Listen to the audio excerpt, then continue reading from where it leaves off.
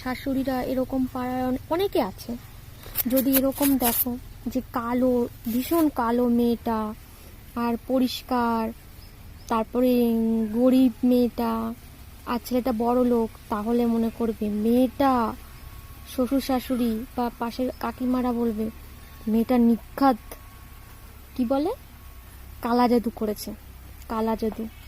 নয়তো এই এই মেয়ে তো ছেলেরে, মানে ছেলেটা তো মেয়েটাকে ভালোবাসার মতোই না, এত বিচ্ছিরি দেখতে, এত খারাপ দেখতে, তারপরে মেয়েটাকে বিয়ে করেছে, তার মনে নিশ্চয়ই কালা জাদু করেছে।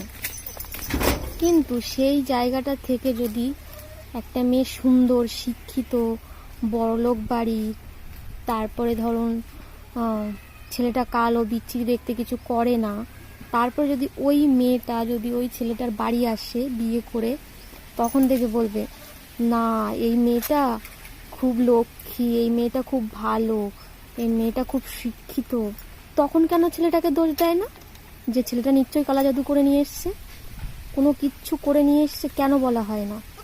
সব কিছুর ক্ষেত্রে কেন মেয়েদেরকে দোষারোপ করা হয়? কেন মেয়েরা কালো বলে, কুৎসিত বলে কি খারাপ? তারা কি মানুষ না? আর পরিষ্কার বলে কি খুব ভালো তারা? হ্যাঁ, পরিষ্কার কালো বলে কাউকে অপমান করাটা উচিত না, ঠিক আছে? মানে যা নাই তাই পেয়ে বসেছে, যা নাই তাই বলে শুরু করে দিয়েছে একেবারে।